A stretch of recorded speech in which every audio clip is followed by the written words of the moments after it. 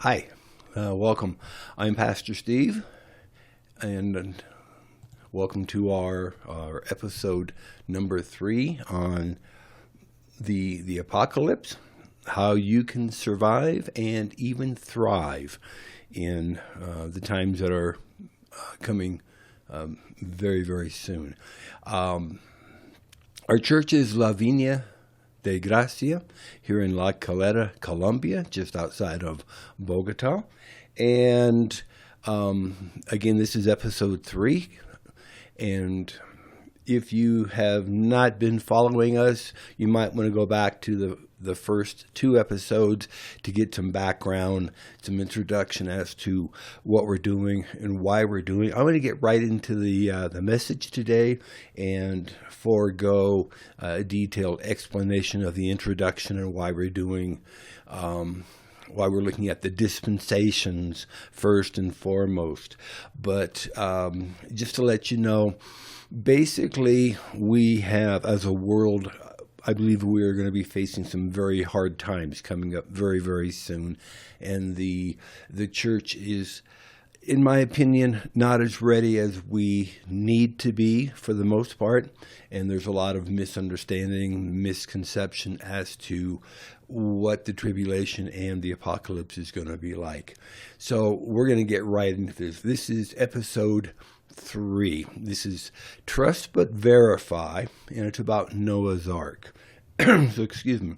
So the second dispensation that we're going to be looking at is called the dispensation of conscience, and it lasted about 1,656 years from the time of Adam and Eve's eviction from the Garden of Eden up until the flood. And you read about this in Genesis chapter 3, verses 8 through Genesis 8 verses 22.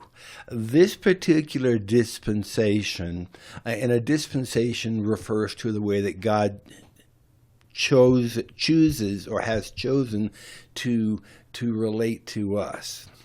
This dispensation demonstrates what mankind will do if left to his own will and conscience, which has been tainted by the inherited sin nature. Although originally our conscience was implanted, given to us by God himself, it has been tainted and corrupted by sin. The 5 major aspects of this dispensation are: 1, a curse on the serpent. And you may want to go back and listen to this about what happened in the garden in the first couple of episodes. So number 1, there's a curse on the serpent. 2, a change in womanhood and childbearing. 3, there was a curse on nature itself. 4, the imposing of difficult work on mankind to produce food, very different from the way Adam started working in the garden. And 5, the promise of Christ as the seed who will bruise Satan's head. Now, the stewards of this dispensation were and will be, as we're looking at this, Cain and Seth and their families. The time period is from man's expulsion from the Garden of Eden until the flood, Noah's flood, which is, again, is a period of about 1,656 years. The responsibility in this dispensation was to do good and to offer blood sacrifices. And you can read that back in Genesis 3, verse 7, and chapter 22, and chapter 4, verse 4. The failure to fulfill the responsibilities resulted in wickedness, and we read about that in Genesis 6, 5 and 6, Genesis chapter 11, and chapter 12. And the judgment that God was forced to render was the worldwide flood. And we read about this in Genesis chapter 6, verse 7, chapter 13,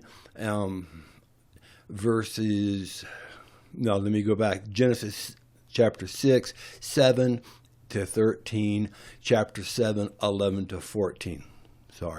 The grace that God demonstrated to us was that Noah and his family were saved, and this is also in those general areas.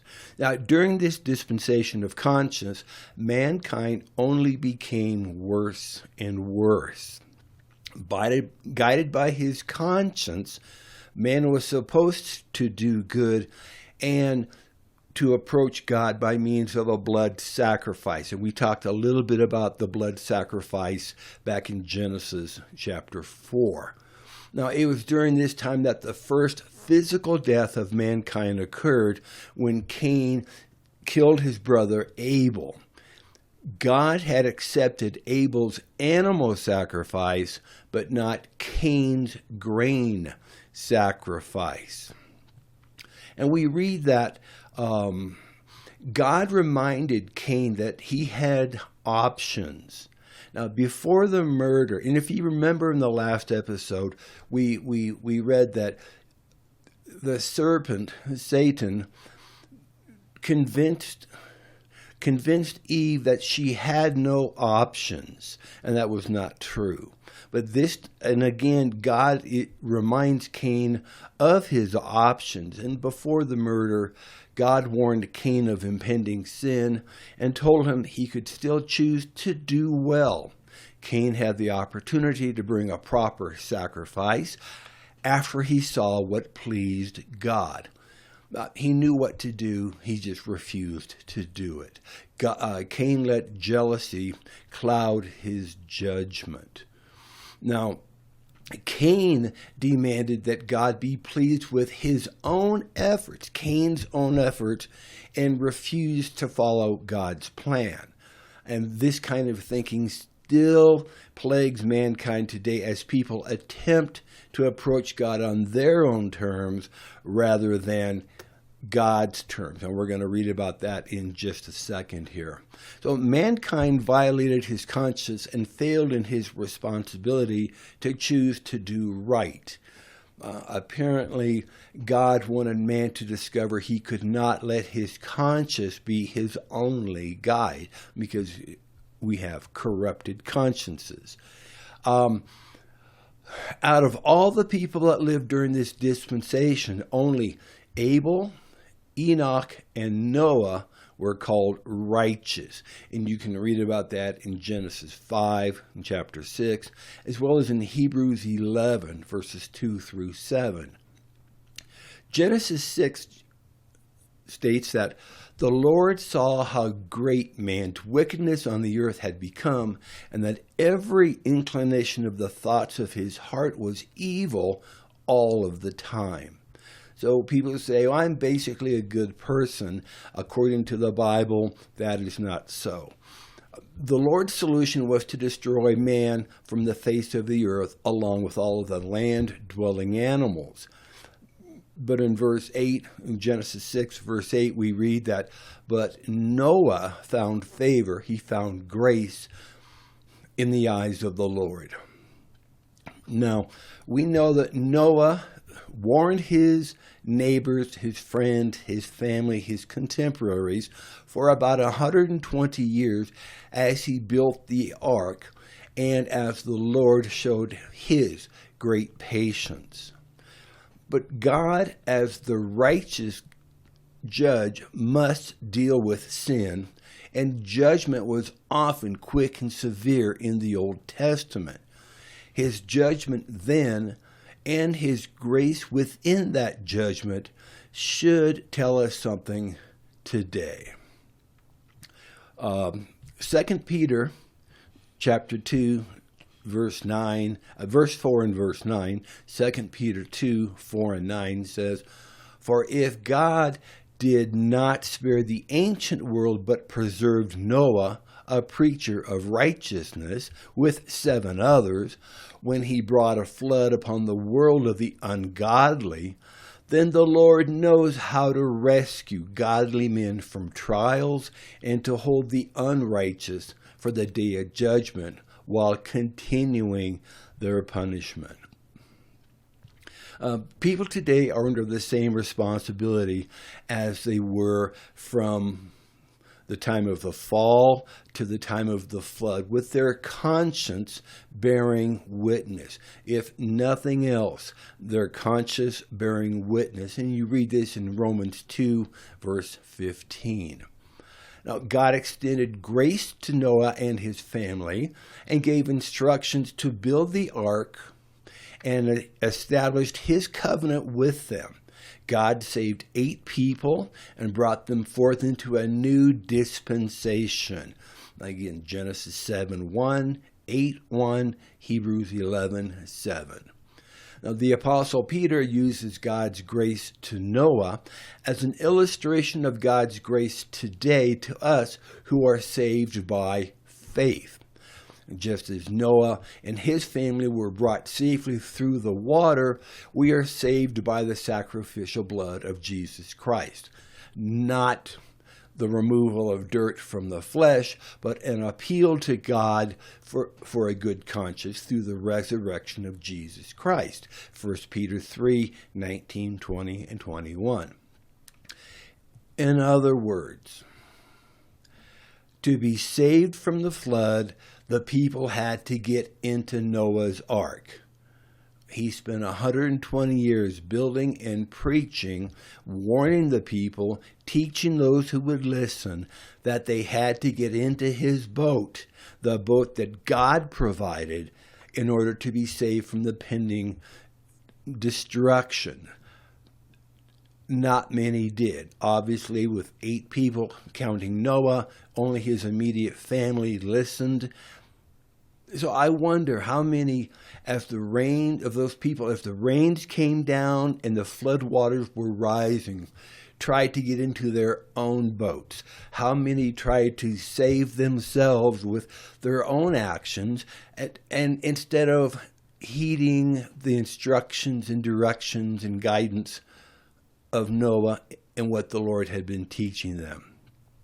For example, if you turn in your Bibles to Isaiah chapter 4, verse 1, Isaiah 4, verse 1, it says, "And in that day 7 women shall take hold of one man, saying, We will eat our own bread, we will wear our own apparel, only let us be called by your name, and then you take away our reproach."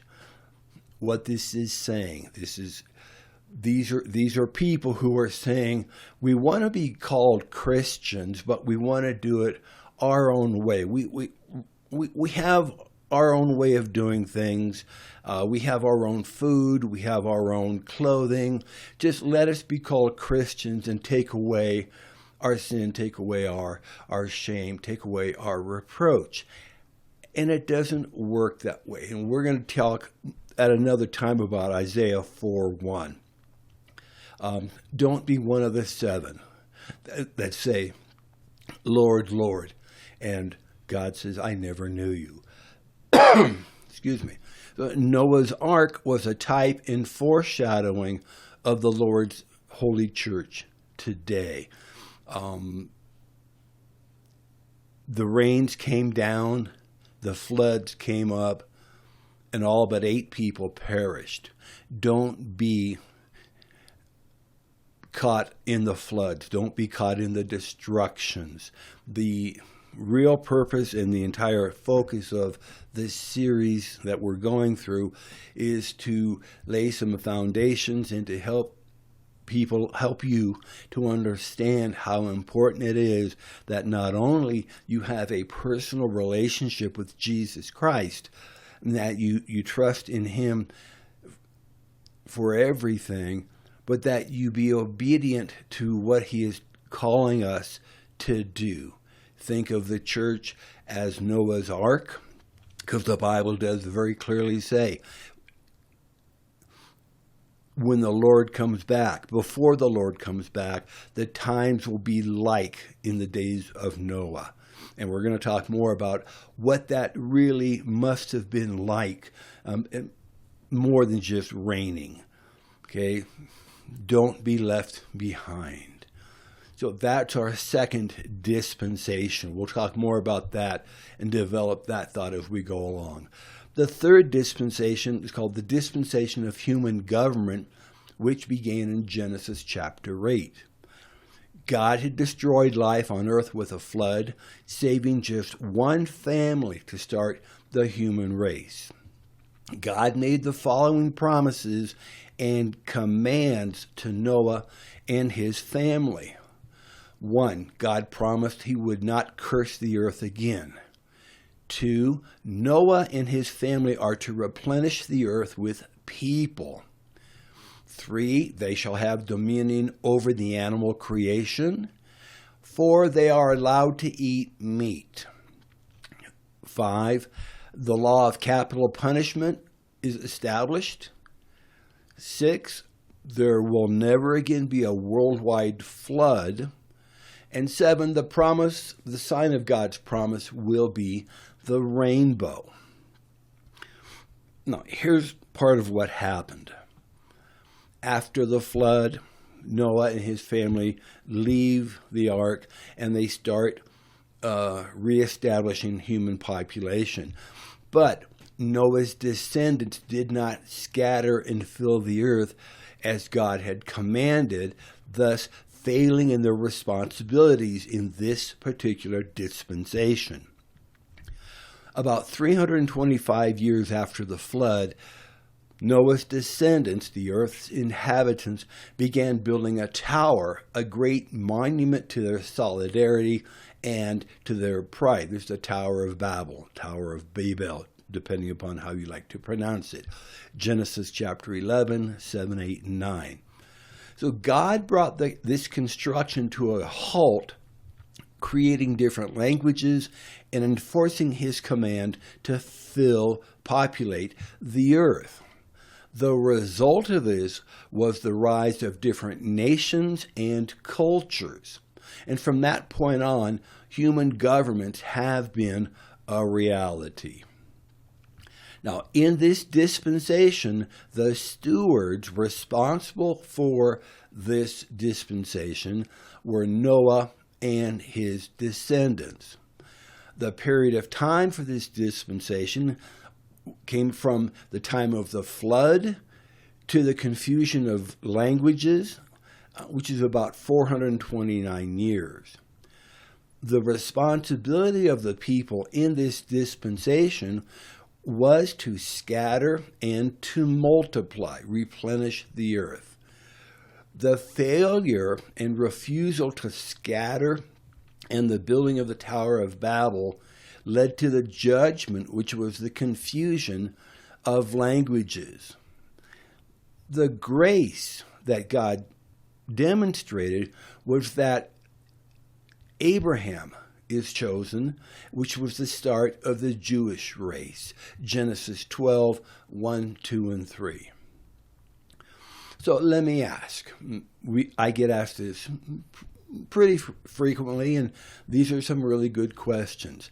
How is it possible for so few animals that were on the ark to give us all the animals that we have today? Good question. And what about all those species that are now extinct? Good question. And with only 8 people on the ark, how did we end up with so many different races of humans that we have today?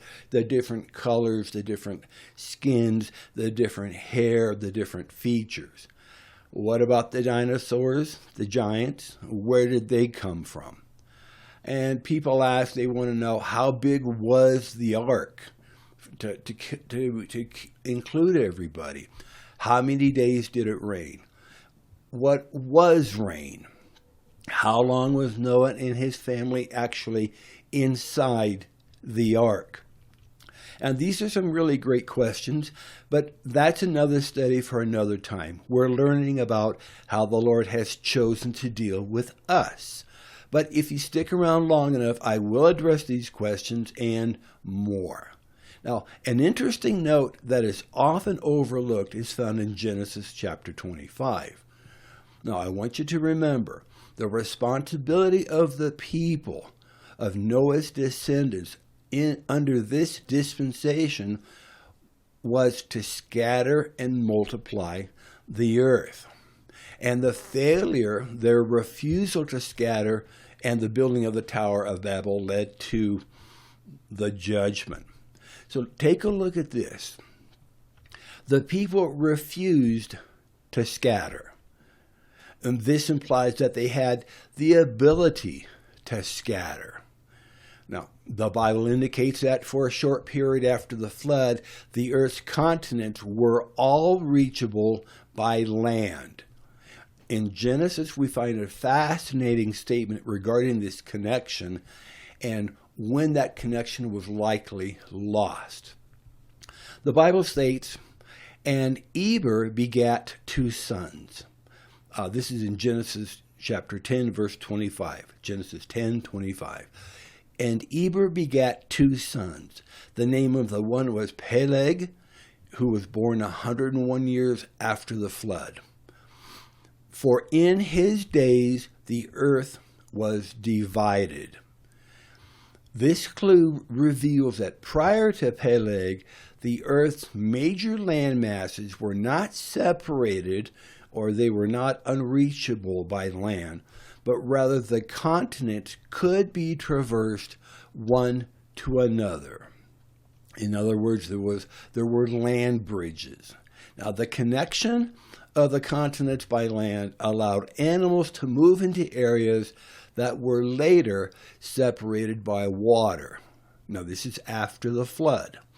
For example, animals and people moved into Australia, Micronesia, Polynesia, and other places such as North and South America via the land bridge that once connected present-day Russia and Alaska. Now, we find an additional clue as to what type of separation Genesis is discussing in the meaning of Peleg's name. In Hebrew, his name means division. The root word of his name, however, can mean a river or a stream, according to Strong's Concordance. And if you have a concordance, please look it up. Look up his name, Peleg, and the references in Genesis, and see what Strong's says about that. So the root word of his name can mean river or stream or canal or a channel. It also means relating to or living or occurring in the open sea or something that is oceanic. We often speak of pelagic birds, which means marine or ocean birds. In other words, places in Scripture, the word Peleg means division by water. You can also read this in Job chapter 38, verse 25. Job 38:25. Man was told to spread out, to scatter, and to inhabit the earth, fulfill the earth. So God told Noah and his family he wanted them to fill the entire earth. Go back to Genesis 9:1-7. Genesis 9, verse 1 and verse 7. This filling of the globe could more quickly occur when, as the human population grew, many traveled to other continents via dry land before these connections were gone.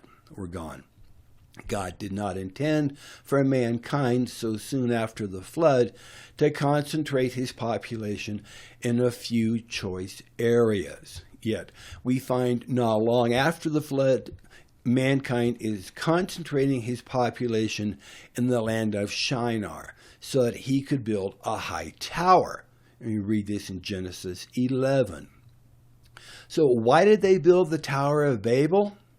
The reasoning man used, according to the Bible, is, let us build us a city and a tower, and let us establish a name for ourselves, lest we be scattered upon the face of the whole earth. Genesis 11:4. So such an act was in clear defiance to God and God's will that humans travel to other continents and populate all the earth.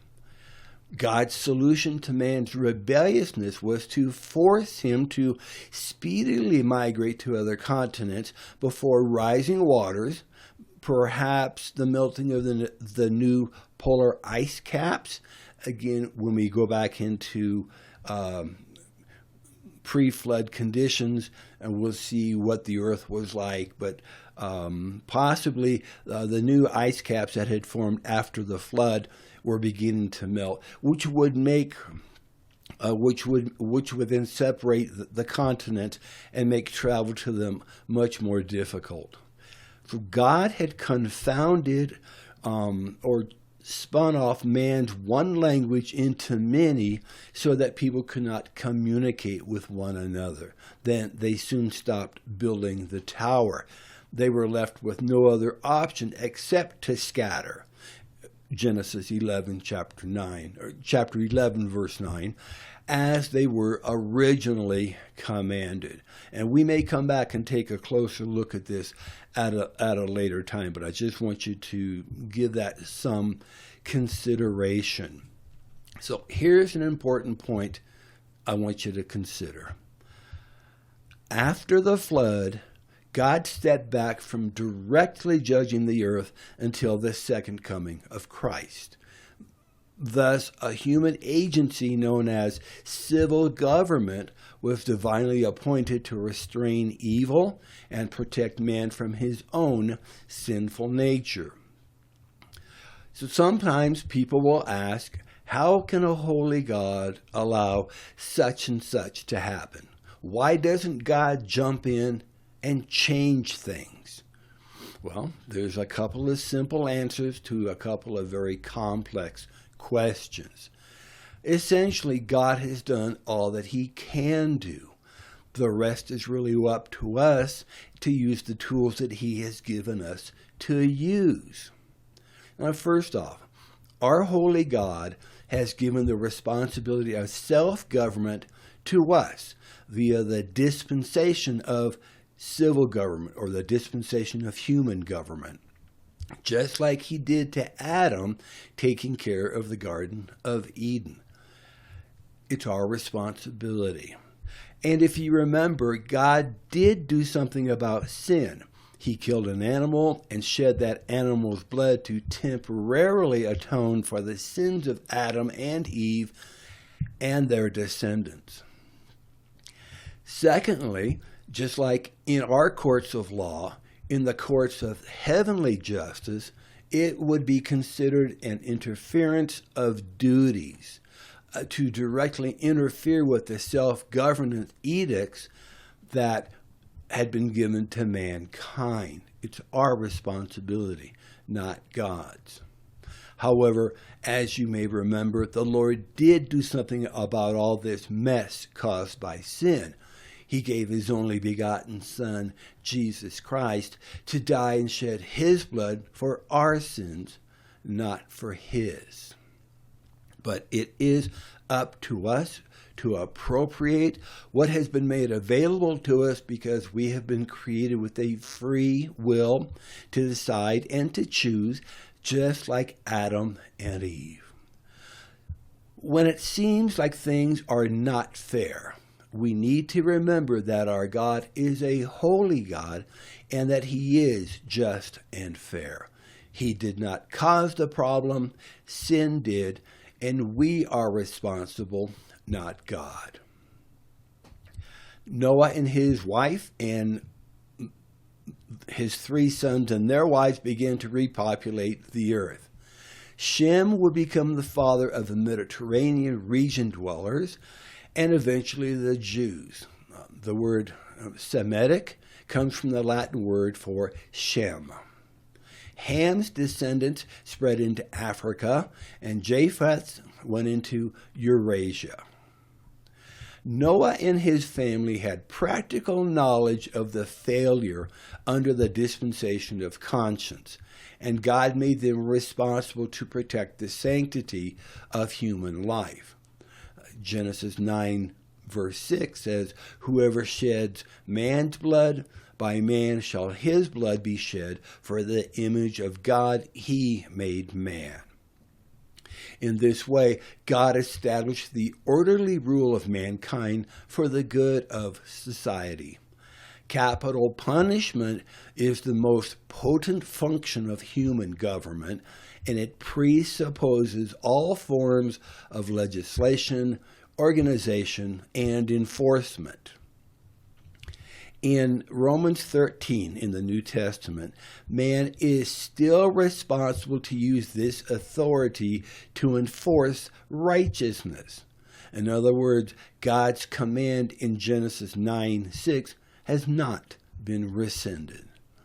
Sin, which is called lawlessness in 1 John 3, verse 4, continued in this third dispensation. In fact, the time of human government was characterized by great idolatry and moral degradation. The failure was man's, not God's. The height of disobedience was the rebellion against God at Babel, or Babel. Mankind built a tower to make ourselves a name, otherwise we will be scattered abroad over the whole face of the earth. Genesis 11:4. Staying in one place was the one thing God told them not to do. To enforce his command, God divided humanity into different language groups, and his sovereign will to populate the whole earth was accomplished. God also established a covenant with Noah that he would never again destroy the earth by water. His grace continued to be shown through his chosen people, beginning with Abraham.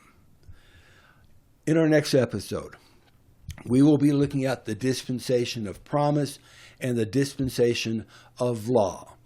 Most of us are familiar with these dispensations, even without realizing that that's what they were. Many of our Old Testament examples and sermons come from these dispensations. So, I will see you next time. Please follow with us. And if you have not taken the time to study, to listen to the first couple of episodes, please, I would encourage you to do that. It will give you some very good background as to the structure of how God has dealt with us in the past. If we know where we are, we can have a better idea how to get to where we're going. If we know where we have come from, then we have another point. And if we just follow how God has dealt with us historically in the last 4,000 years, I think it will be easier to understand how God is most likely to deal with us in the upcoming dispensations of tribulation and the millennial reign. So, having said that, I'm going to say, God bless you, and I will see you next time. Take care.